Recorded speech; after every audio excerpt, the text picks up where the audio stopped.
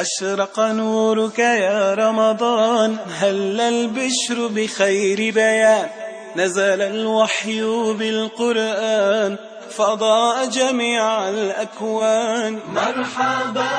مرحبا شهر الصيام مرحبا مرحبا مرحبا يا رمضان مرحبا مرحبا مرحبا شهر الصيام مرحبا مرحبا بسم الله الرحمن الرحيم pẹ̀lú orúkọ ọlọ́run ọba àjọkẹ́ ayé ọba àṣàkẹ́ ọ̀run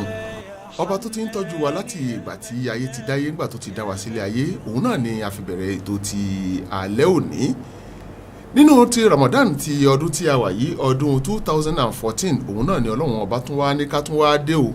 ká tún dé bí a ti ń dé àti gbé èyí tó ti kọjá dànù àti gbé tuntun dé ní alẹ́ òní ẹ máa bá wa kálọ lórí ètò yín èyí tó wá láti onislam.net ẹ̀ka tilẹ̀ adúláwọ̀ èyí tí a ti ń na oríṣiríṣi àwọn ètò kalẹ̀ fúnra wa òun ni agbédè o ẹ máa bá wa kálọ pẹ̀lú Mufutau Adewole Olaleye. نرجو عفوك والغفران مرحبا مرحبا شهر الصيام مرحبا مرحبا مرحبا مرحبا مرحبا مرحبا شهر الصيام مرحبا مرحبا مرحبا tó ẹ̀yin èèyàn wa nínú ti Ramadan ti ọdún yìí èyí tí a mú wá sí ètò rẹ̀ sí etí ìgbọ̀yín òun náà ni a kọ́kọ́ bẹ̀rẹ̀ pẹ̀lú àdúrà èyí tó yẹ pé òun náà ni ìdá gbogbo mùmínì pátápátá bismillahir rahmanir rahim allahumma inni laka sumtu wa bika amantu wa ala rizqika aftartu fataqabbalu minni kí ọlọ́run kó gbà ní ẹ̀sìn fún wa òun náà ni pé ìwọ ọlọ́run ọba tó dá wa ìwọ ni a gbààwẹ̀ fún ìwọ ni a gbà gẹ́gẹ́ bí ọba wa ìwọ náà ni a nígbàgbọ́ nínú rẹ bákan náà àrísìkí ohun tí o ṣogún fún wa òun náà ni a ó fi ṣínú ọlọ́run gba àdúrà yìí fún gbogbo alápapọ̀ lórí ètò ti alẹ́ òní mo ní àlejò tí yóò máa kí yín àwọn náà ni àáfàá wa pàtàkì tí ẹ ti máa ń pàdé tẹ́lẹ̀tẹ́lẹ̀ tó jẹ́ pé ní ọdún tó kọjá ọlọ́run ọba ní kí wọ́n máa kópa nínú ètò tí a wà yìí ní ọdún yìí wọ́n ti tún wá dé o in kọ́kọ́ sálámọ̀ sí wọn ní orúkọ yín àti orúkọ mi assalamu alaikum wa rahmatulahi ta'ala wa barakatuh. wa alaikum salam wa rahmatulahi ta'ala wa barakatuh. ní báyìí ẹ máa bá wa sọ orúkọ yín fún àwọn èèyàn lé bó tilẹ̀ jẹ́ pé wọ́n ti máa dá ohùn náà mọ̀ nígbà tí wọ́n ti gbọ́ kí ni orúkọ yín o. ẹ ṣeun olóòtú ọba tí ó jẹ́ kí a ṣe ti ọdún tó kọjá tí ó já sí rọrùn eléyìí náà yóò já sí rọrùn. àmín ya Rabbi. orúkọ mi òun náà ni Umar Solih Arikewusola Junaid láti ìlú Togo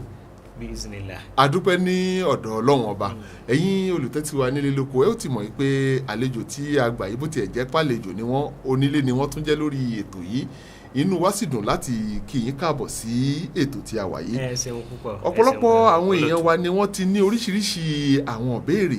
tàbí àwọn nǹkan tó ń kan wọ́n lóminú pé ó yẹ káwọn ó wádìí kí ni eléyìí kí ni tọ̀hún eléyìí ló wá jẹ́ kí á wò pé ẹ̀ka ti ilẹ̀ adúláwọ̀ onislam.net kò lè ṣe lásán àfi ká pe ẹ̀yin èèyàn jàǹkànjàǹkàn nínú àwọn onímọ̀ láti bá wa yẹ ọ̀rọ̀ yìí wò lórí ètò yìí a fẹ́ béèrè Ramadan tí a wà yìí báwo ni a lè lò gẹ́gẹ́ bí àkàsọ̀ láti mú àlàáfíà wá sí gbogbo àgbáyé òun náà ni a fẹ́ kí ẹ bá wa yẹ̀ wò. ẹ ṣeun olóòtú bismillahir rahmanir rahim alhamdulillahi rabbil alamin wal aqibatu lil muttaqin wala udwana illa ala zalimin alhamdulillahi alqa'il fi muhkami tanzilihi وهو أصدق القائلين والله يدعو إلى دار السلام ويهدي من يشاء إلى صراط مستقيم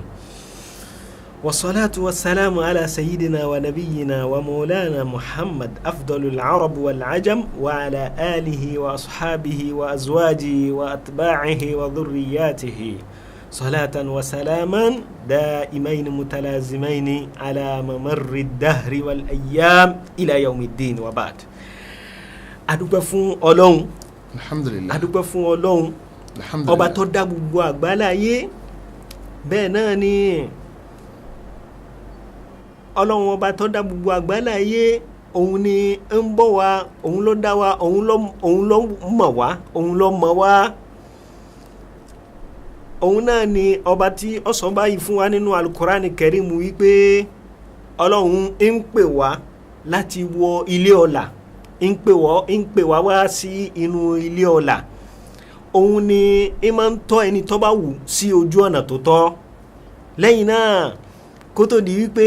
a dáhùn lórí ìbéèrè tí ẹ béèrè lórí ètò wa yìí wípé báwo ni Ramadan yóò ṣe jẹ́ àkàsọ̀ tí ọlá fún gbogbo àgbáláyé báwo ni a ṣe fẹ́ gba àwẹ̀ Ramadan yìí tí ó fi jẹ́ àkàsọ̀ ọlá fún gbogbo àgbáláyé ẹni tó kọ́ wa ní ọ̀nà yìí òun náà ni atọrọ ìkẹ́ àti ìgẹ̀ fún wípé ìkẹ́ àti ìgẹ̀ kó máa bá Adéwálé Muhammad sallallahu alayhi wa sallam òun ni aṣíwájú wa òun ni òjíṣẹ́ wa òun ni àfáà wa àgbà òun ni ọlọ́lá jùlọ nínú gbogbo àwọn aláwọ̀ funfun àti gbogbo àwọn aláwọ̀ dúdú ìkẹ́ Ọlọ́run àtọ́lá Ọlọ́run kó máa bá gbogbo àwọn tí wọ́n bá lò gbà àtàwọn ìyàwó rẹ̀ àti àwọn ọmọ rẹ̀ àti gbogbo àwọn ẹni tí wọ́n bá tanná ẹ̀sìn tí ẹ̀sìn fi dé ọ̀dọ̀ wa tí kò fi jẹ́ ẹ̀sìn mọ́ wa lọ́wọ́ ìkẹ́ Ọlọ́run àtọ́lá Ọlọ́run kó máa bá gbogbo wọn. Àmín. kó tó di pé a dáhùn lórí ìbéèrè tẹ́ béèrè òun ni a máa sọ wípé subhana khaliquna subhana razikuna subhana man sawwara dunya bi qudratihi. Allahu akbar. Ògo fún Ọlọ́run ọba tó dá wa ọba tó ní wa òun ló mọ̀ wá òun ni ògo fún Ọlọ́run ọba tí ń kẹ́ wa òun ni ọba tí ó yà àwòrán oníkálukú wa gẹ́gẹ́ bí ó ṣe wù wá ó wá fi ṣe déédéé bó ṣe wù wá pẹ̀lú ògo rẹ̀ a rí i pé Ọlọ́run ọba àlékè ọlá yín sọ báyìí fún wa nínú Al-Qur'ani Karim báyìí pé bismillahir rahmanir rahim ya ayyuhalladhina amanu kutiba alaykumus siyamu kama kutiba ala alladhina min qablikum la'allakum tattaqun. Ọlọ́run ní mo pè gbogbo ẹ̀yin tí ẹ gba èmi Ọlọ́run ọba gbọ́ lódodo mo pè gbogbo ẹ̀yin olùgbàgbọ́ òdodo mo ṣe Ramadan yìí ní ọ̀ranyàn lẹ́yìn lórí gẹ́gẹ́ bí mo ṣe ṣe lọ́ranyàn fún gbogbo àwọn ẹni tí wọ́n ti síwájú yìí wá lọ kí ni n tí yóò jẹ́ tiwa níbẹ̀ Ọlọ́run ní kálíbà àpáyà Ọlọ́run ní kó tó di wípé ọlà àti ọlá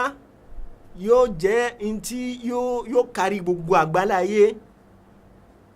lórí ọlà yìí náà ni a rí wípé tí a bá mú ìpáyà Ọlọ́run mọ́ ẹ̀sìn wa kò lè di ọlà mọ́ wa lọ́wọ́ yóò kàn jẹ́ ẹ̀sìn mọ́ wa lọ́wọ́ ni ọlọ́mọṣe tèmi àti yín ní ẹ̀sìn olóòtú Ọlọ́run ọba àlékè ọlá kò dúró ọ̀rọ̀ rẹ̀ níbẹ̀ ó ní shahru Ramadan alladhi unzila fihi al-Qur'an hudan linnasi wa bayyinatin minal huda wal furqan faman shahida minkum ash-shahra falyasumhu wa man kana maridan aw ala safarin fa'iddatun min ayyamin ukhar. Ọba àlékè ọlá ó ní oṣù Ramadan yìí wípé inú oṣù Ramadan yìí ni òun ti sọ Al-Qur'ani kalẹ̀ fún wa Al-Qur'ani yìí ó jẹ́ ojú ọ̀nà tọ́tọ́ ojú ọ̀nà pọ́ndandan tọ́tọ́ tí ó tún jẹ́ àlàyé fún gbogbo àwọn èdè nìyẹn pátápátá. Eléyìí yóò máa fi wáyé pé oṣù Ramadana yìí ó ní ìbátan pẹ̀lú àlàáfíà àgbáyé. Bẹ́ẹ̀ni torí pé téèyàn ò bá ti ní ìpáyà Ọlọ́run ọba kò ní farabalẹ̀ ẹni tí ò bá sì farabalẹ̀ yóò ya ọ̀dàlúrú tí ó máa bá gbọ̀n kan jẹ́. Bákan náà tí ẹ bá tún ṣàkíyèsí inú àyà tí ẹ mú wá wípé Ọlọ́run sọ pé òun máa pèpè sí Dar-es-Salaam ìyẹn ni pé ibùgbé ọlá ẹni tí ó bá gbé irú ibùgbé ọlá yìí ó gbọ́dọ̀ jẹ́ ẹni tó ní nǹkan kan ní ara lọ́tọ̀ ẹni tó ní nǹkan kan lára lọ́tọ̀ irun tí ó sì ní lára yóò jẹ́ páyà Ọlọ́run ọba ìpáyà Ọlọ́run ọba yìí ni yóò jẹ́ kí òun àti àwọn tó ń bá gbé kán máa gbé ní pẹ̀tẹ́pẹ̀rọ̀ tó ẹ máa bá a nìṣó. gẹ́gẹ́ bí a ṣe ń bá a bọ̀ olóòtú Ọlọ́run jẹ́ kí ẹ pẹ́ fún wa Ọlọ́run jẹ́ kí ẹ pẹ́ lórí ètò ìpèpè sẹ́sìn tẹ́ǹsì yìí Ọlọ́run bá yóò bá san yín lẹ́san rẹ̀ Ọlọ́run bá san yín lẹ́san rẹ̀. àmín àfa wa kó tó di pé máa tẹ̀síwájú ẹ jẹ́ kí àwọn ará ilé kí wọ́n gbọ́ àwọn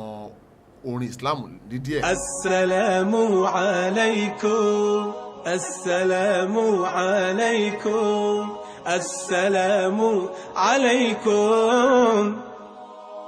هذه رسالتنا يا إخوة سهل خفيف الدرب بتضوي هذه رسالتنا يا إخوة سهل خفيف الدرب بتضوي كلها كلمة حلوة بغنوة والسلام عليكم والسلام عليكم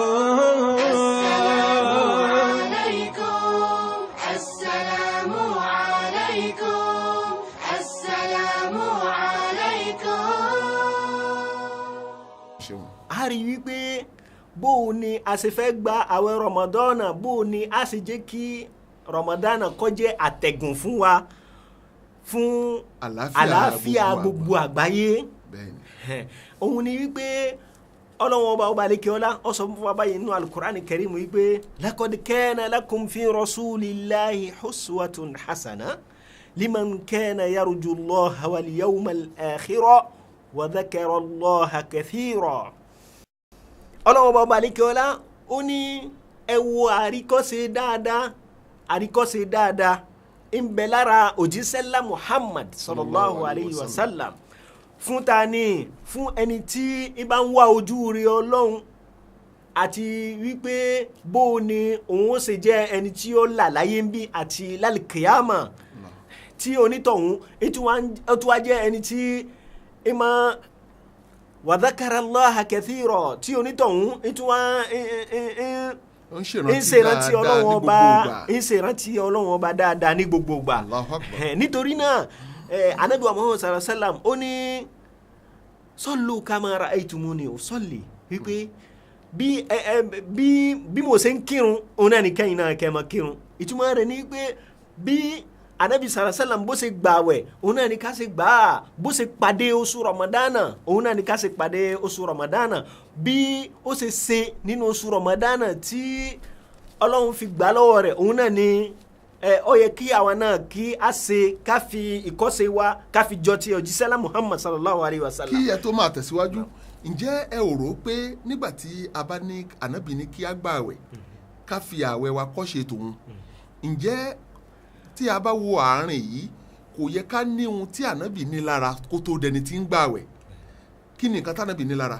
a ó rí i pé wọ́n fọ ẹ̀mí ànábì mọ́ sallallahu alayhi wa sallam kò ń ṣe oníjàgídíjàgan nígbà tí kó tó dípò di òjíṣẹ́ nígbà tó tún di òjíṣẹ́ ó tún lékún nínú ìwà ṣé kò yẹ kí mùsùlùmí tí ó gbààwẹ̀ kó ti kọ́kọ́ ní àwọn nǹkan wọ̀nyí lára kó tó di pé yóò lè kọ́ ṣe ànábì ẹ bá gbé àárín yẹ̀ wò. ẹ ṣeun olóòtú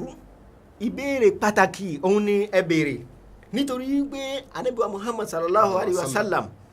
ìgbà t'Ọlọ́run sọ fún wa yìí pé ó ní àríkọ́ṣe dáadáa ó ní àríkọ́ṣe dáadáa káwo kọ́ṣe a rí i pé wíwò kọ́ṣe tí Ọlọ́run ní káwo kọ́ṣe wọ́n bi Sayyida Aisha radiyallahu anha wọ́n bi léèrè nípa ìwà ànábì wa Muhammad sallallahu alayhi wa sallam Sayyida Aisha wa sọ pé khulquhu al-Qur'an Qur'anun yamshi ala al-ard wípé ànábì wa Muhammad sallallahu alayhi wa sallam gbogbo ìwà rẹ̀ òun ni al-Qur'an òun gangan al-Qur'an ni tí ń rìn lórí ilẹ̀ yìí túmọ̀ rẹ̀ ni pé gbogbo ohun t'Ọlọ́run bá ní ká ṣe ń ṣe gbogbo ohun t'Ọlọ́run bá ní ká jìnà sí ń jìnà sí gbogbo ohun tí Ọlọ́run bá pàṣẹ fún wa wípé kí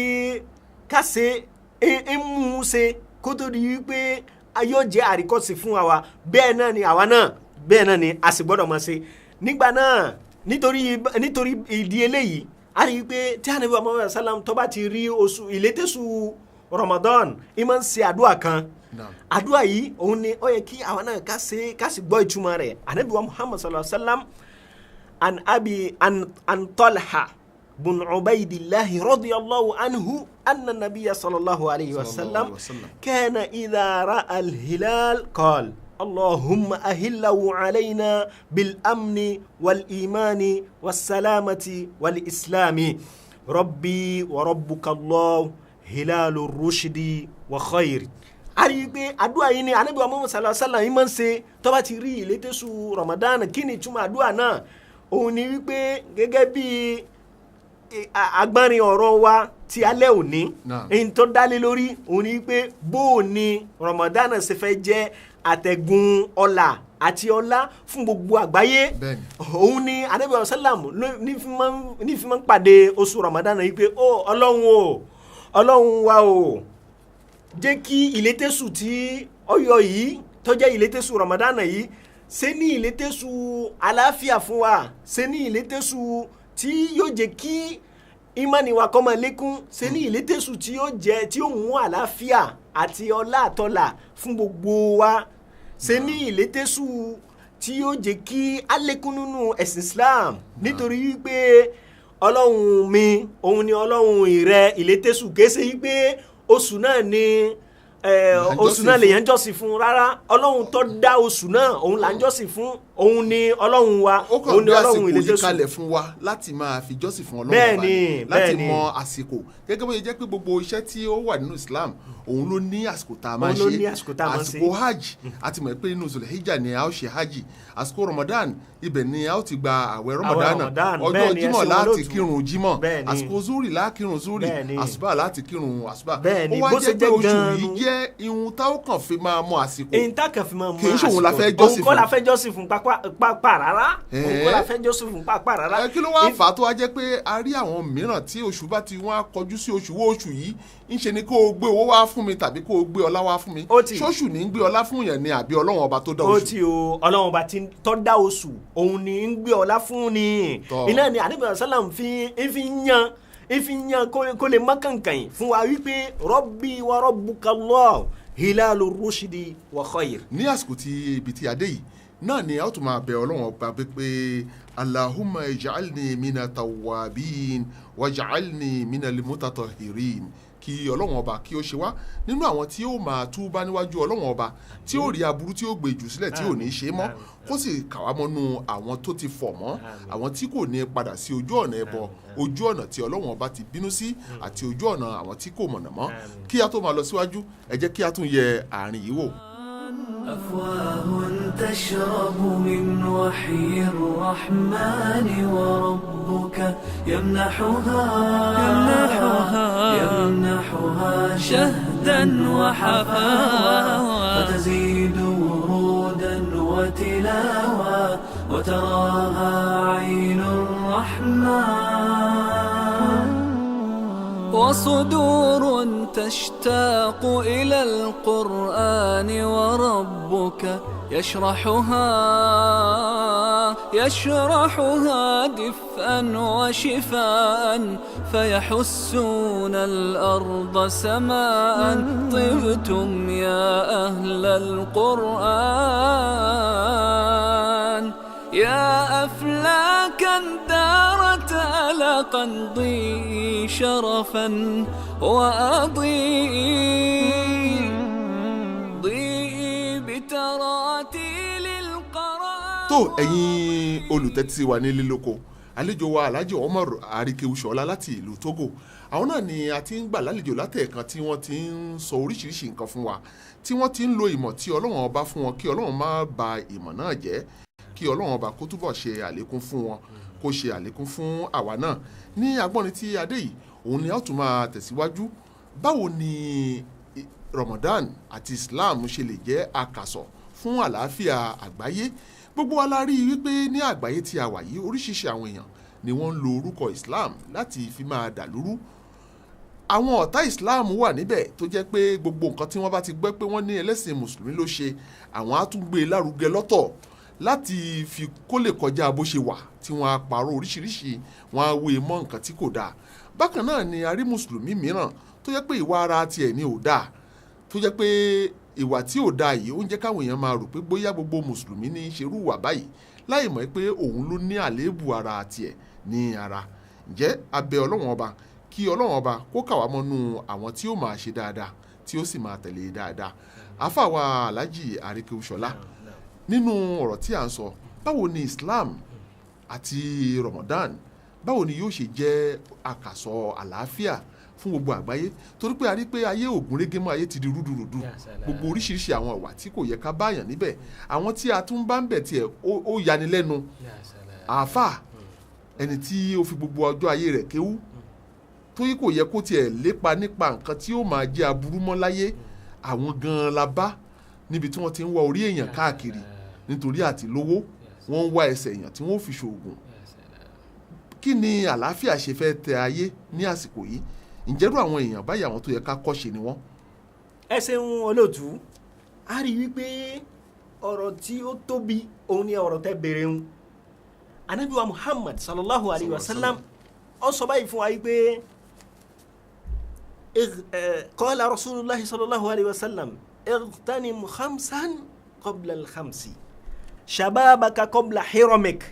غناك قبل فقرك صحتك قبل مرضك فراغك قبل شغلك حياتك قبل موتك. Àrígbé Ànábì Muhammad sallallahu alaihi wasallam ó ka àwọn nǹkan márùn fún wa tí a gbọ́dọ̀ gbámú tí a fi ní sí nínú àwọn ẹni tí wọn ò jẹ́ kí àlàáfíà ó tẹ ayé tí a fi ní sí nínú wọn. Tá a fi ní sínú tọ́ọ̀gì. Tá a fi ní sínú tọ́ọ̀gì. Ànábì Muhammad sallallahu alaihi wasallam nínú hadith tá a kà fún wa yìí òun ni pé Ànábì ní ká gba nǹkan márùn mú kó tó di wípé nǹkan márùn míì yóò gba àsìkò mọ́ wa lọ́wọ́ tá a fi ní rí nǹkan márùn tà kọ́kọ́ mú mọ́. nǹkan alákọ̀ọ́kọ́ bẹ̀ òun ni wípé Ànábì ní sallallahu alayhi wa sallam wípé ti ewé rẹ lò dáadáa lo ewé rẹ dáadáa kó tó di wípé o gbóòdè nítorí wípé tó gbó bá ti dé ewé ò ní padà wá mọ́ o. ẹ̀kejì òun ni wípé owó rẹ tó o ní lọ́wọ́ náà sójú ọ̀nà tọ́lọ́hún náà gẹ́gẹ́ bí Ọlọ́run ọba bó ṣe lànà rẹ̀ kalẹ̀ fún wa ibi ká náà kó tó di wípé àìnímọ́ yóò gbẹ̀yìn rẹ̀ kọ́lọ́mọ́jì kí àìnímọ́ gbẹ̀yìn rẹ̀ o àmì á ṣe àmì rẹ̀ àmọ́ gbogbo ẹ̀ ká mú lò. gẹ́gẹ́ bí ọ̀rọ̀ Ọlọ́run ọba mi ti sọ bára auzu billahi minash shaitani rajim walladhina yaknizuna adh-dhahaba wal-fidda wala yunfikunaha fi sabilillahi fabashirhum bi'adhabin alim. Tí Ọlọ́run ọba sọ pé àwọn tí ń mú nǹkan dúkìá àwọn góòlù ni àti fàdákà tí wọ́n ń tọ́jú rẹ̀ tí wọ́n ń sin sábẹ́ ilẹ̀ tí wọ́n ò fẹ́ ná sójú ọ̀nà ti Ọlọ́run ọba wọn ò ná sójú ọ̀nà tọ́lọ́run ó ní kí a fún wọn ní ìró ìyà ẹlẹ́ta elérò Ọlọ́run má ṣe wá ní àṣẹ pé kéèyàn ó ní owó kó ná sójú ọ̀nà tọ́lọ́run ọba eléyìí náà tún lè mú àlàáfíà wá. ó lè mú àlàáfíà wá. kí ló wá fà á tí àwọn orílẹ̀-èdè kan tó yẹ pé gbogbo owó tí wọ́n bá rí ń ṣe ni wọ́n fi ń ra nǹkan ogun pamọ́ ta ni wọ́n fẹ́ fi gbájà. a rí i pé àwọn hisabu shaitaniya òun ni gbogbo èyí tí wọ́n ń ṣeun ìtumọ̀ rẹ̀ ni pé wọ́n ń gbéra dì kalẹ̀ fún in tí ò ní ṣe wọ́n láǹfààní. kí ló dé tí Ànábì sallam tó fi ní kí ara nǹkan ogun kalẹ̀ kì í ṣe wípé ká fi máa bára wa jà bí ò sí wípé ká fi máa ṣe kí ni o ká fi dáàbò bo ara wa ni kí wá ṣe wípé òun ni yóò jẹ́ kí àlàáfíà kó tẹ ayé pàápàá rárá nítorí wípé gbogbo àwọn kinní yìí kò jẹ́ kí a mọ bí Ebola ti ń bọ̀ àti ibi tá ń lọ. a jẹ́ pé tó bá di bẹ́ẹ̀ á wà padà síbi ọ̀rọ̀ tí ẹ ti ń sọ látẹ̀kan yìí pé kí a ṣọ́ ká lówó wa láti fi tán òṣì ní àárín àwùjọ gẹ́gẹ́ bí ẹsẹ̀ wọn lójú. eléyìí jẹ́ ìpele ẹlẹ́ẹ̀kejì tẹ́ wa. eléyìí jẹ́ ìpele ẹlẹ́ẹ̀kejì gẹ́gẹ́ bí a ṣe sọ wá lọ òun ni pé ìpele ẹlẹ́ẹ̀kẹta òun ni àlàáfíà wa ká lo àlàáfíà wa gẹ́gẹ́ bí ká lò sí ọ̀nà dáadáa ká lo àlàáfíà wa dáadáa kó tó di wípé àìsàn yóò dè wá mọ́lẹ̀ tí a fi ní rí nǹkan kan ṣe mọ́ nítorí wípé èyí tí a bá ṣe ní àsìkò àlàáfíà òun ni Ọlọ́run ọba yóò ṣe ìṣirò iṣẹ́ wa lé wa lórí bẹ́ẹ̀ kì í ṣe wípé kò dìgbà táìsàn bá dé tí èèyàn mọ̀ pé òun ò lè gbé pẹ́ẹ́lí mọ́ ní ó wàá sọ pé òun gbé ìmọ̀nì òjijì dé kó ti máa lo ìmọ̀nì rẹ̀ nígbà tí àlàáfíà ara ti pé ní àsìkò tẹ́ ẹ̀ ń sọ̀rọ̀ tí ó ń wọ̀ wá lára yìí lẹ ti ń lo ìmọ̀nì tí Ọlọ́run ò ní jẹ́ kẹ́ ẹ rí àìsàn Ọlọ́run ọba yóò ṣe àlékún àlàáfíà ní àsìkò yìí ni a ó máa tún tọrọ àdúrà Allahumma habibi ilayya fi shahri Ramadan al-ihsana wa karrih ilayya fihi al-fusuq wal-isyan wa harrim alayya fihi as-suqat wan-nayran bi awnika ya giyas al-mustaghithin àmín. A dúpẹ́ fún Ọlọ́run gẹ́gẹ́ bí ètò tí a ń bá lọ a fẹ́ tún kà fún wa kí nítorí pé onígbàgbé ni àwọn ẹ̀dẹ́ nìyàn Ànábì sallam ó sọ báyìí pé qala Rasulullah sallallahu alayhi wa sallam ightanim khamsan qabla al-khamsi shababaka qabla hiramik ginaka qabla fakrik sihhatuka qabla mardik firaguka qabla shughlik hayatika qabla mautik. Ànábì sallam ó ní gbogbo tí a bá wà ní èwe ká lo èwe wa sójú sí orí ṣíṣe dáadáa ṣíṣe tọlọ́hun pípọ́n àwọn òbí lé pípọ́n àwọn ará àdúgbò lé pípọ́n gbígbé ìlú ga gbígbé orúkọ ìlú ga kó tó di wípé ogbó òde wa lẹ́yìn náà bẹ́ẹ̀ náà ni ìwọ tó lówó rẹ sójú ọ̀nà tọlọ́hun sójú ìtọ́tọ́ àti ìtọ́yẹ kó fi gbé àwọn ẹbí kó fi ran àwọn ẹbí lọ́wọ́ kó fi ran àwọn òbí rẹ lọ́wọ́ nítorí wípé tí àwọn òbí rẹ ò bá bí ọ sáyé bó ni o ṣe fẹ́ rí owó yìí. tán bá sì ti kú o tún lè gbóúnjẹ lọ fún sàárè o lè gbóúnjẹ lọ fún wọn ní sàárè mọ́ nítorí kíni kọ́bùlà fàkèrè kó tó di wípé òṣì yóò dé bá ọ lẹ́yìn náà ìpele kẹta òun ni àlàáfíà rẹ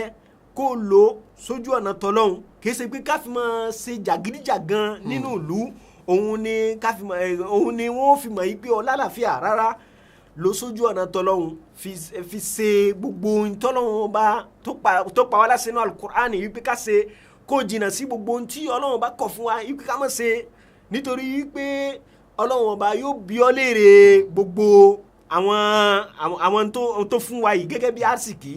a máa ń gbọ́ yé wípé àsìkí wípé owó ni kì í ṣe owó nìkan ni àsìkí gbọ́ bẹ́ẹ̀ lónìí òun ni wípé àlàáfíà tọ́lọ́hun fún àsìkí kan lòun náà Ànábì sallam ó ní mójútó àlàáfíà rẹ kó tó di wípé àìsàn yóò dì ọ́ mọ́lẹ̀ lẹ́yìn náà ìpele kẹrin nínú àwọn tí Ànábì sallam tó ní kí a lò kó tó di wípé yọ bọ̀ mọ́ wa lọ́wọ́ òun ni firaguka qabla shughlik òun ni àsìkò tí a ní nǹkan kan tí a fẹ́ ṣe bó la ṣe lè gbé kalẹ̀ ní èdè Yorùbá wa àsìkò tí tá a ṣe nǹkan kan ká gbá nǹkan mú ká ṣe kó tó di pé Ọlọ́run wà di ẹrù lé wa lọ́wọ́ tí ó wà di àìrójú àìráyè tí àìrójú àìráyè tí ó fi wá dí wa lọ́wọ́ láì ní ṣe àwọn nǹkan kan mọ́ lẹ́yìn náà ẹlẹ́ẹ̀karùn-ún nínú àwọn tí Ànábì sallam tó ní ká mójútó kó tó di pé yọ̀bọ̀ mọ́ wa lọ́wọ́ òun ni hayatuk qabla mautik wípé àsìkò tá a wà láyé ká gbìyànjú ká ṣe dáadáa nítorí pé kó tó di pé a kú nítorí pé àwọn ọ̀jọ̀gbọ́n wọn ní innamal mar'u hadithun ba'dahu fakun hadithan hasanan liman wa'a wípé ẹ̀dá ìtàn ni à ń bọ̀ wá dà tó bá di lọ́la ká gbìyànjú ká dìtàn rẹ̀ kó tó di pé àwọn èèyàn wọn mọ̀ sọ̀tàn wa àwọn nǹkan márààrún yìí òun ni Ànábì Muhammad sallam ló ní ká gbámú kó tó di pé ó bọ̀ mọ́ wa lọ́wọ́ a rí i pé nínú agbọnmi ọ̀rọ̀ wa náà a máa bá wa ká lọ.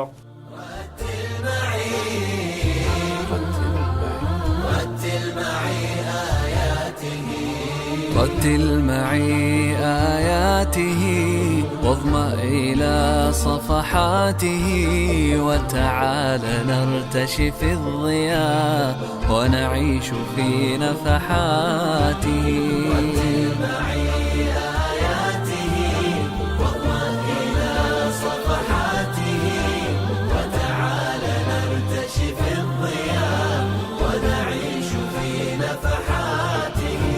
خذه مشافهة كما نطق النبي وأحكما. tó ẹ̀yin olùtẹ́sí wa Ohùn Áfíríkà láti onislam.net òun náà ni ètò yìí ti wá sí etí ìgbọ̀yìn. Mufutau Adewole ọmọ Olaleye òun náà ni atọ́kùn ètò pẹ̀lú wambi ni àlejò wa Alhaji Umar Arikewusola. Kó tó di pé a ó parí ètò wa, ǹjẹ́ gbogbo ọ̀rọ̀ tí a sọ yìí kí ni ànábì wí ń pa rẹ̀ gan? Ànábì wa Muhammad sallallahu alaihi wasallam ẹsẹ̀ wọn olóòtú Ọlọ́run jẹ́ kẹ́pẹ́ fún wa nínú ẹ̀sìn Islam àti lórí ètò yìí. A rí pé Ànábì wa Muhammad sallallahu alaihi wasallam ń sọ báyìí fún wa wípé nínú ẹgbàá wa ọ̀rọ̀ tá gbà wá látọ̀dọ̀ Abu Huraira radiyallahu anhu an Abi Hurairata radiyallahu anhu qala Rasulullahi sallallahu alaihi wasallam قال الله عز وجل كل عمل بني آدم له إلا الصيام فإنه لي وأنا أجزي به والصيام جنة فإذا كان يوم صوم أحدكم فلا يرفث ولا يسخب فإن سابه أحد أو قاتله فليقل إني صائم والذي نفس محمد بيده لخلوف فم صائم أطيب عند الله من ريح المسك لصائم فرحتان يفرحهما إذا أفطر فرح بفطره وإذا لقي ربه فرح بصومه. Ànábì Muhammad sallallahu alaihi wasallam ń sọ báyìí fún wa yìí pé ẹgbà wa ọ̀rọ̀ yìí Abi Hurairah ló gbà wá radiyallahu anhu. Ó ní Ànábì wa Muhammad sallallahu alaihi wasallam sọ yìí pé Ọlọ́run ọba Alekeola ń sọ báyìí wípé gbogbo iṣẹ́ tí ọmọ ẹ̀dá tó bá gbáyé ṣe tí ẹni àyàfi àwẹ̀ Ramadan àyàfi àwẹ̀ òun nìkan òun ni kìí ṣe ti ẹ̀dá ádámà gẹ́gẹ́ bí àwẹ̀. ta ló láwẹ̀ ìbáwọ̀ là ń gbàwẹ̀ fúnra wa. bẹ́ẹ̀ ni òótọ́ ni àwa là ń gbàwẹ̀ fúnra wa àmọ́ Ọlọ́run ọba Alekeola ó fọwọ́ rẹ̀ gbáyà wípé òun lòun ní àwẹ̀ nítorí pé òun ni òun sì san wá lẹ́san àwẹ̀ tá ń gbà náà. nítorí báyìí Ọlọ́run ọba Alekeola ń sọ báyìí wípé inú hadith kùdìsí tá a kà fún wa yìí Ọlọ́run bá Alekeola ń sọ báyìí wípé ọgbà ìṣọ́ òun ni àwẹ̀ jẹ́ fún wa ọgbà ìṣọ́ òun ni àwẹ̀ jẹ́ fún wa tí tó bá di wípé àsìkò àwẹ̀ dé tí gbogbo wa tá a bá ń gbà àwẹ̀ wípé a gbọ́dọ̀ sọ̀sọ́kúsọ o a gbọ́dọ̀ sọ̀sọ́kúsọ a sì gbọ́dọ̀ ṣekúṣe tí kódà gan tí ẹnìkan bá bú wa tá a bá ń lọ lójú ọ̀nà tí ẹnìkan bá bú wa àbá jókòó àbí ọkọ̀jú ìjà sí wa ká sọ fún un yí pé èmi ń fẹ́ bá ọjà o nítorí pé aláwẹ̀ ni mí mò ń gbàwẹ̀. a jẹ́ pé tí a bá wo àárín yìí a tún rí àlàáfíà ní ibẹ̀ nígbà tí èèyàn bá gbàwẹ̀ tí wọ́n kojú ìjà kó tàbí pé ó rí nǹkan ìbínú tó wá pamọ́ra tó ní inni ana sa'im pé mò ń gbàwẹ̀ aláwẹ̀ ni mí ó jẹ́ pé sùúrù àti àlàáfíà àti ìfọ̀kànbalẹ̀ àti pẹ̀tẹ́pẹ̀rọ̀ ó ti jọba ní àwùjọ ayé eléyìí tí ó máa fi yé wa pé Islam ẹ̀sìn ọlá ni ẹ̀sìn tó jẹ́ pé tí a bá gbára lé tá a bá gbá a mú tá a bá ń ṣe kò ní sí jàgídíjàkan ní gbogbo àgbáńlá ayé kò sì ní jẹ́ kí a rí oríṣiríṣi nínú nǹkan tí kò dáa kò ní jẹ́ kí a lè dáwọ́lé a jẹ́ pé àlàáfíà ti tún wá yọ àlàáfíà ti wá yọ níbẹ̀. ó ti dá sí pé Islam àti Ramadan àwọn náà ni àkàsọ àlàáfíà òun ni àkàsọ àlàáfíà tí ó fi jọ ẹni bá wá ṣe tiẹ̀ àjọṣe tiẹ̀ lọ́tọ̀ ni ohun tá a rí gbọ́ òun ni àlàáfíà má bá àyàn jà má ṣe aburú má rìnrìnkùnrin má ṣe ṣìnà má gbowó olówó má jókòó tẹ ogún ológun gbogbo rẹ̀ ni àwọn àkàsọ tí ó fi di àlàáfíà ní àgbáyé ẹ máa bá wa kálọ lórí ètò yìí. Ànábì wa Muhammad sallallahu alayhi wa sallam ó wá sọ yìí pé mo fi Ọlọ́run ọba tí ẹ̀mí mi ń bẹ ní àtẹ́lẹwọ́ rẹ̀ mo fi búra fún yín wípé òórùn ẹnu aláwẹ̀ ní ọ̀dọ̀ Ọlọ́run wípé ó ṣe é gbọ́ lọ́dọ̀ Ọlọ́run ju òórùn àlìmísìkì lọ gẹ́gẹ́ bí òórùn àlìmísìkì bó ṣe gbajúmọ̀ tó ń ní òórùn ẹnu aláwẹ̀ sẹjẹmọ yìí pé ó gbajúmọ̀ ju àlìmísìkì nítorí oore tí Ọlọ́run bá fi sínú òfin bẹ́ẹ̀ni nítorí ẹ lọ́lọ́run fi ọwọ́ rẹ̀ gbáyà yìí pé òun lòun láwẹ̀ ìgbà wa kọ́ la láwẹ̀ pàápàá rárá ó kàn pa wá láṣẹ yìí pé ká gbàwẹ̀ ni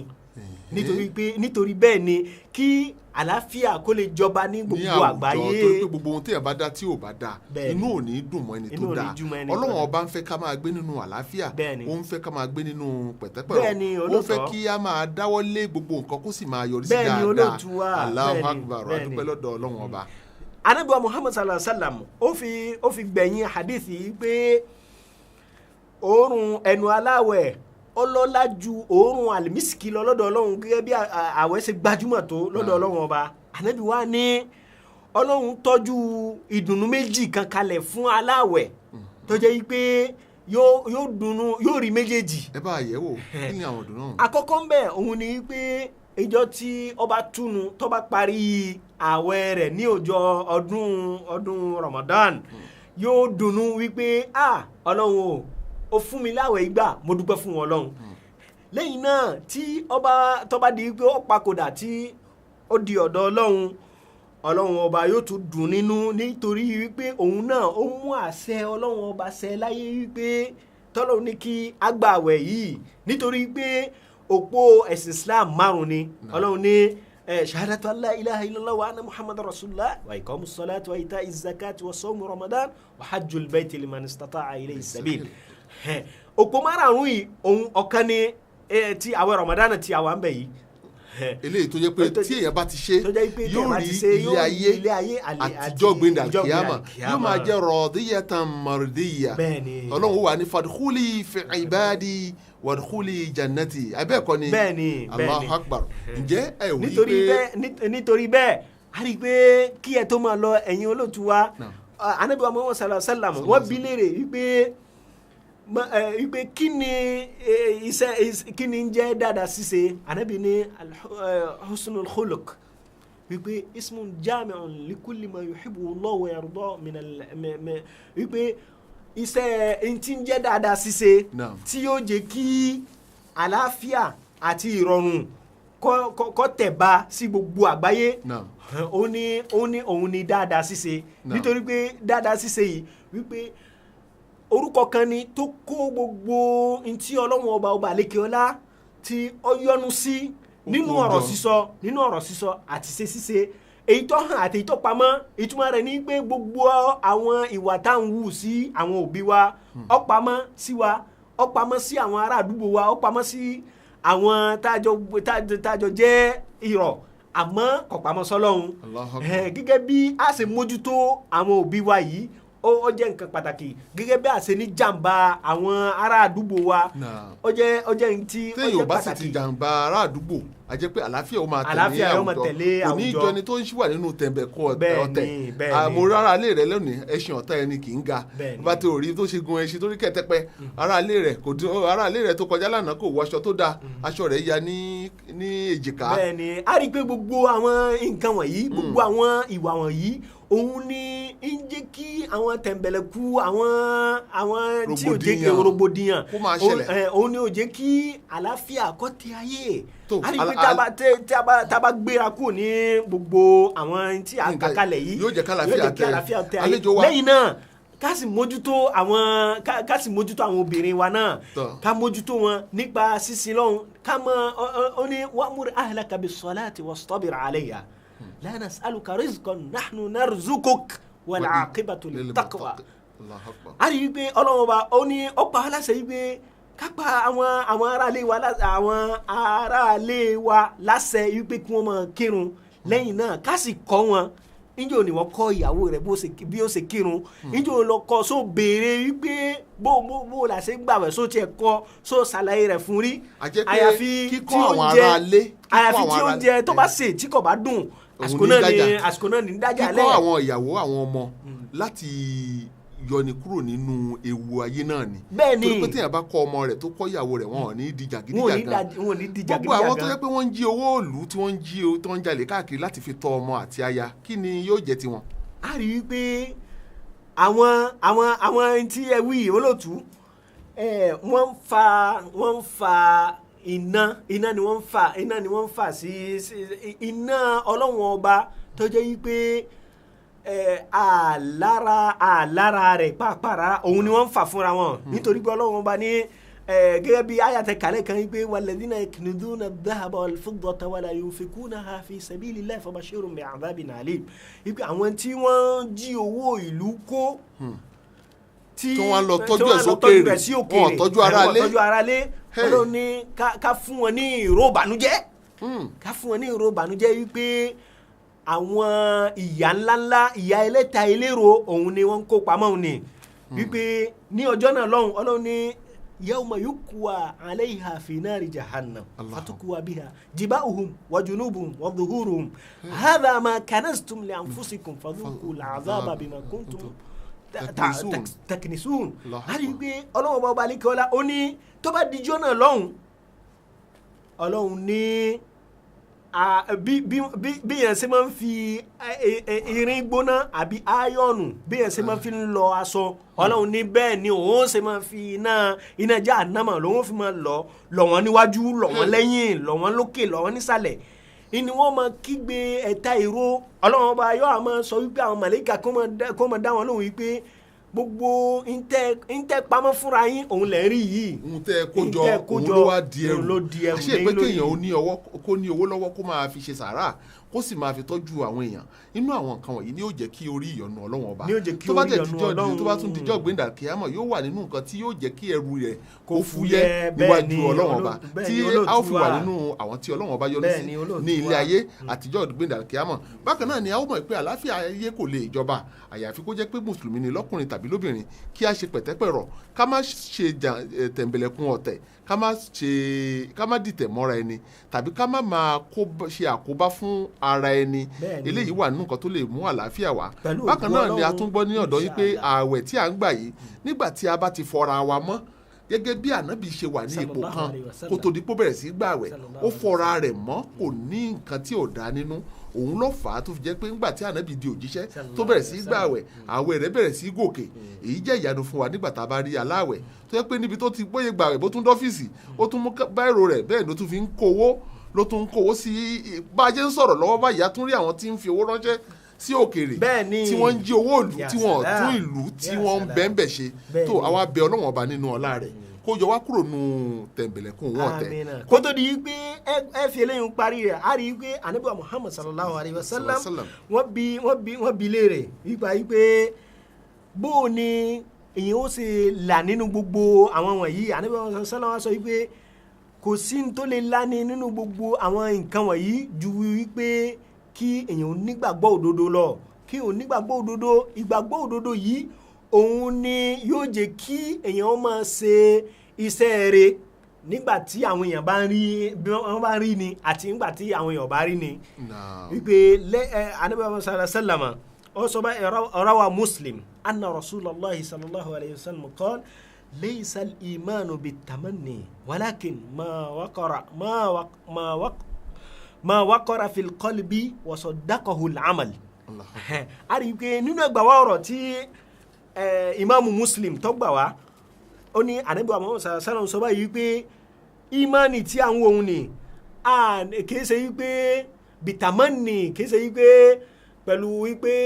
títàn mọ́ àbí ìró kan wípé Ọlọ́run fún àwa náà ní imani Ọlọ́run fún àwa náà tí ò ní níṣẹ́nu anabi sallallahu rárá o wípé ìgbàgbọ́ òdodo tí a fi gbé ayé ìrọ̀rùn tí ìrọ̀rùn ó fi jọba sáyé níbo láti máa rí i ó ní kìí ṣe wípé a mọ̀ rí nípa wípé a mọ̀ gbèrò wípé kọ́lọ̀ fún wa ni rárá Ànábì sálàm ó ní wípé ìgbàgbọ́ òdodo òun ni tí ó jókòó sí ọkàn òun ni tọ́lọ́hun téèyàn fi sọ́kàn tí iṣẹ́ tí èèyàn wá ń ṣe tó wá gbé hàn eléyìí ó ní ìgbàgbọ́ òdodo. tí ò ní jẹ́ àwọn ọ̀pọ̀lọpọ̀ àwọn èèyàn tó jẹ́ pé tí ẹ bá rí wọn ẹ rí tẹ̀sùbá ẹ rí gbogbo nǹkan wọn wọ jàlábíà káàkiri ṣùgbọ́n iṣẹ́ ibi tí wọ́n ti ń bọ̀ iṣẹ́ ibi ni wọ́n lọ ṣe níbẹ̀ eléyìí ò ní jẹ́ bẹ́ẹ̀ tó bá jẹ́ pé èèyàn bá wá jẹ́ni tó ní mọ́nì tó sì mú mọ́nì tó gbé e sí ọkàn tó jọba ní àwùjọ rẹ̀ tó jọba nínú ọkàn rẹ̀ yóò lè fi ṣe dára sí àwùjọ rẹ̀ bákan náà ni yóò jẹ́ kí ilé ayé kó ní ìfọ̀kànbalẹ̀ kí Ramadan kí ó máa jẹ́ àkàsọ̀ èyí tí ó máa mú àlàáfíà bá gbogbo àgbáńlá ayé tí gbogbo àgbáńlá ayé tí wọ́n máa gbé nínú rọ̀rùn àti nínú dáadáa ṣùgbọ́n kó tó di pé a ó parí ètò yìí a rí i pé ọ̀pọ̀lọpọ̀ gbàgbọ́ pé tá a bá ní kí àlàáfíà ó jọba ǹjẹ́ àwùjọ mùsùlùmí nìkan la fẹ́ kí àlàáfíà ó jọba sí àbí àwọn tí òun ṣẹlẹ́sìn mùsùlùmí kí wọ́n rí àlàáfíà látọ̀dọ̀ mùsùlùmí káwọn náà wá kọ́ ẹ̀kọ́ láti ọ̀dọ̀ wa. a rí i pé ọ̀rọ̀ gidi ni èyí tí ẹ béèrè yìí a rí i pé àfáà wa àgbà Imamu Abdu Sheikh Al-Azhar nígbà tí ó lọ sí Europe nígbà tó wá padà wá wọ ìlú Egypt wọ́n bi léèrè wípé bó ni ẹ ṣe rí àwọn èèyàn lọ́hùn ó sọ wípé n tí mo rí lọ́hùn òun ni wípé mo rí Islam lọ́hùn àmọ́ kò sí àwọn mùsùlùmí níbẹ̀ wọ́n á ní kí ni ẹ fẹ́ sọ nípa àwùjọ àwa tá jẹ́ àwùjọ mùsùlùmí ó ní àwùjọ mùsùlùmí orúkọ là ń jẹ́ tí a gbé Islam dání lọ́dọ̀ wa ń bì ìtumọ̀ rẹ̀ ní wípé àdéhùn àmọ́ mú àdéhùn ṣẹ olè èmi ní tẹ̀m̀bẹ̀lẹ̀kù gbogbo àwọn ìwàkiwà ìsọkúsọ ìṣekúṣe òun lọ́kún ọ̀dọ̀ wa ń bì yìí àmọ́ kò síbẹ̀ ní ọ̀dọ̀ wọn lọ́hùn á rí i pé òun ni wọ́n fi ní lọ síwájú ju ọ̀dọ̀ wa ń bì lọ kí àwa náà ká tó ní lọ síwájú gẹ́gẹ́ bí àwọn náà ṣe ní lọ síwájú àyàfi kí a mú ìṣe Islam tí Islam ní kí ká mú ṣẹ kó sì di ohun tí a ṣe àmúlò rẹ̀ ẹ̀yin olùtẹ́síwá nílé lóko láti ìgbà tí a ti ń sọ̀rọ̀ àlejò wa Alhaji Umar Akewusola láti ìlú Togo àwọn náà ni a ti ń gbà lálejò bó tilẹ̀ jẹ́ pé nínú ètò tí a ṣe ní ọdún tó kọjá oríṣiríṣi ìwé ni ẹ fi ránṣẹ́ sí mi ò lórí ètò wa tẹ́ ẹ ní olóòtú ṣé wọ́n tún sọ Yorùbá ní ìlú Togo ni ṣùgbọ́n àlejò wa ń bẹ nítòsí ní ṣókí ẹ bá wa dá sí ọ̀rọ̀ yìí. A dúpẹ́ fún Ọlọ́run. torí ìyàlẹ́nu ló jẹ́ fún ọ nígbà tí wọ́n rí èèyàn láti orílẹ̀-èdè Togo tí wọ́n ń sọ Yorùbá ògidì ní ẹnu ẹ bá wa dá wọn lóhùn ní ṣókí kí a tó parí ètò yìí. A dúpẹ́ fún Ọlọ́run ó jẹ́ kí ẹ pẹ́ fún wa ẹ̀yin olóòtú wa a rí i pé ìlú Togo Ọlọ́run ní wa ardullahi wasi'a wípé orí ilẹ̀ àwọ̀ Ọlọ́run orí ilẹ̀ tí ó fẹ̀ ni a rí i pé fatuhajiru fiha wípé ẹ lọ ẹbọ wá lórí ilẹ̀ àwọ̀ Ọlọ́run Yorùbá wà ní Togo gẹ́gẹ́ bí ní sókè tí wọ́n sì ń ṣe dáadáa bẹ́ẹ̀ tí wọ́n ń gbẹ́tò yìí bá ṣe ń sọ wọ́n ń gbọ́ ètò yìí bá ṣe ń sọ inú wọn sì ń dùn sí ẹ̀ka tilẹ̀ adúláwọ̀ adúpẹ́ ní ọ̀dọ̀ Ọlọ́run ọba kò sí ohun tí a máa ṣe wípé kí a máa tọrọ àdúrà ní gbogbo ìgbà nígbà tí àlejò bá wá bá ọ láti ṣìnú ní ọ̀dọ̀ rẹ̀ tí wọ́n ṣìnú tán àwọn náà ó ṣe àdúrà wọ́n ń sọ pé aftara indakum sa'imun wa akala ta'amakum la abrar wa sallat alaykum al malaika ní báyìí a ti pè yín láti wá jẹ́ ẹ sì jẹ́ wa Ọlọ́run ọba tó ní ìṣọ́ yóò bá fi ìṣọ́ṣọ́ yín yóò dúró tì yín gbogbo ètò tí a ti dáwọ́lé Ọlọ́run yóò jẹ́ kí ó bọ́ sí Ọlọ́run ọba yóò sì gba àdúrà wa ní àsìkò yìí a tọrọ fún gbogbo ẹbí àti ará tí wọ́n ń bẹ pẹ̀lú yín àti tí wọ́n ń bẹ pẹ̀lú wa kí Ọlọ́run ọba kó dáàbò bò wọ́n orí ètò wa On Islam ètò Áfíríkà èyí tí Mufutau Adewole ọmọ Olaleye ń ṣe agbátẹrù ètò rẹ̀ nínú Ramadan ti ọdún yìí ọdún 2014 látún kí yín o ìkẹ́ Ọlọ́run ọba kí ó máa bá gbogbo wa wasalaamu alaykum wa rahmatulahi ta'ala wa barakatuh. يمنحها شهدا وحفاها فتزيد ورودا وتلاوة وتراها